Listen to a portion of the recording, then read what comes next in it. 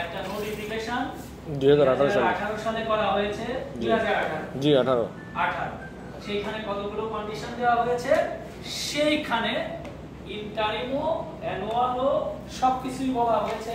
সেটা অ্যাডাপশন কিভাবে হবে, সেটার অথেন্টিকেশন কিভাবে হবে, সেটা এই তার মানে হলো আইন খালি বলে দিল যে এইভাবে প্রেসক্রাইব করবে। তাহলে প্রেসক্রিপশন কোথায় আছে?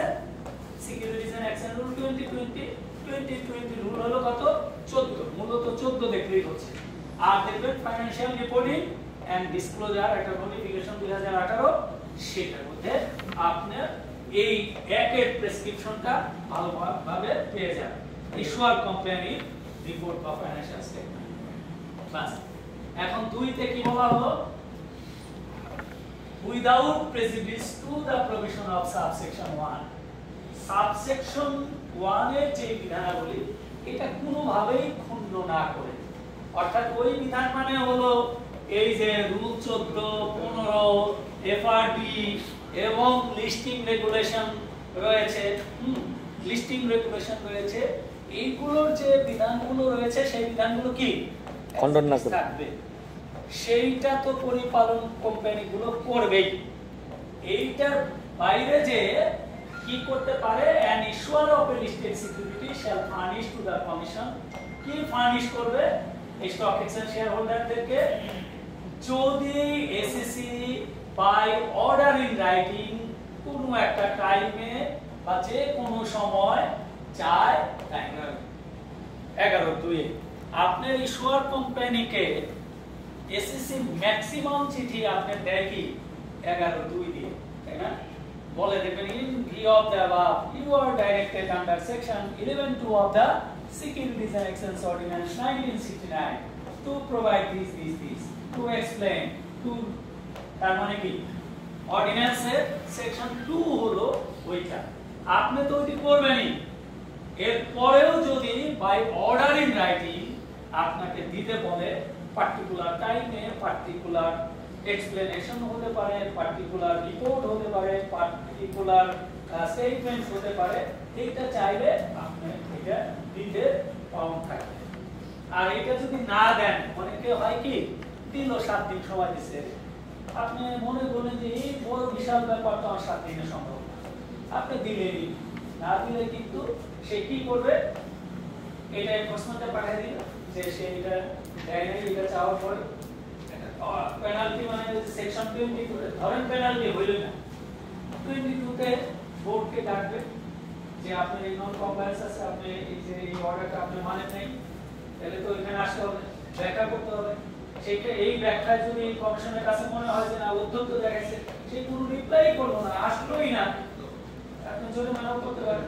আর যদি ব্যাখ্যায় সন্তুষ্ট হয় তাহলে রিজলভ করবেন। রিজলভ করবে কি ওয়ার্নিং অর কশন, এমনি যাবে না, একটা ওয়ার্নিংও কিন্তু কি এনফোর্সমেন্ট, কশন হলেও কিন্তু এনফোর্সমেন্ট। অন্য দেশগুলোতে কিন্তু এটা প্রাইস সেনসিটিভ ইনফরমেশন, এটা কোম্পানি তার ওয়েবসাইটে আপলোড করে দেখাতে হয় ইস্যুয়ার কোম্পানিতে যে আমার বিরুদ্ধে এই আছে। আমার দেশে এটা করানো হয় না, অন্য দেশে কিন্তু এটা রয়েছে। আপনার বিরুদ্ধে যদি এই ধরনের কোনো শাস্তিমূলক ব্যবস্থা থাকে আপনার ওয়েবসাইটে থাকতো।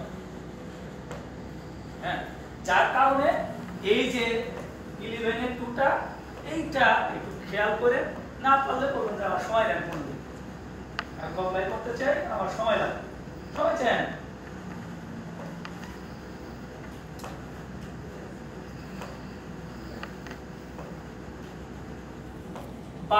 বারো হলো এইটা ওই লিস্টিং রেগুলেশনে এখন আছে, অন্য কোথাও নাই। এটা বলা হয়েছে এই যে ইনসাইডার, বিশেষ করে বেনিফিশিয়াল ওনার মানে হলো এই অফিসার, ডাইরেক্টর আর হলো 10% বা তার বেশি শেয়ার হোল্ড করে যারা, আসলে মূলত এরা ইনসাইডার, অফিসার, কোম্পানির অফিসার আর কি ডাইরেক্টর আর হলো 10% বা তার বেশি শেয়ার হোল্ড করে এরকম শেয়ার হোল্ডার, তাদের যে শেয়ার হোল্ডিং বা ওনারশিপ যেটা, এটা কমিশন যেই ফর্মে যেই টাইমে যতদিন পর পর দিতে বলবে প্রেসক্রিপশন, এই প্রেসক্রিপশনটা এখন লিস্টিং রেগুলেশন আপনারা পান, তাই তো?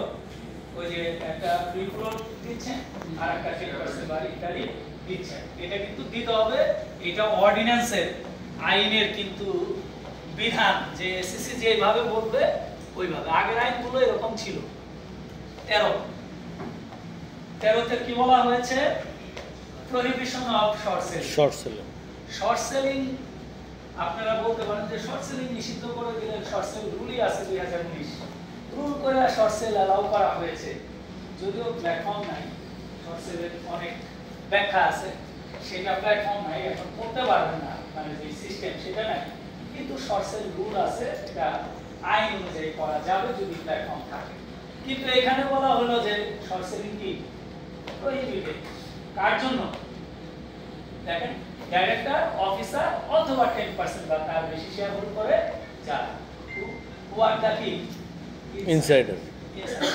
কারণ ইনসাইডার যিনি, সে শর্ট সেল কখনোই করতে পারবে না, আর ওই রুল দিয়েও করা যাবে না। এটা কিন্তু আইনগতভাবে নিষিদ্ধ। কেন?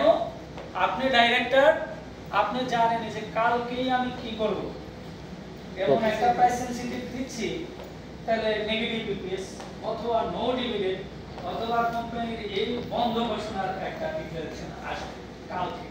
তাহলে আজকে আমার তো শেয়ার কম আছে, আমি আজকে অন্যের কাছে ধার করে, শর্ট সেলিং মানে হলো যদি পজিশন না থাকে ধার করে এনে আপনি কি করবেন? বিক্রি করবেন, সেল করবেন। এটা কিন্তু পে ইন করতে হবে ক্লিয়ারিং অ্যাকাউন্টে। যদি আপনি আজকে বাই না করে দিতে পারেন, পে আপনি করে দিলেন, কালকে ডিক্লারেশন আসার পরে কোম্পানি বন্ধ ঘোষণা হবে, কাল তো দাম করে যাবে, তাহলে আমি শেয়ারটা কিনা ধারটা শোধ করে দেব। এটা হলো শর্ট সেল। তাহলে কে করতে পারবে না এই কাজটা? ইনসাইডার। ডিরেক্টর না, বলছি ইনসাইডার। কোম্পানির অফিসারও তো জানে জিনিসটা।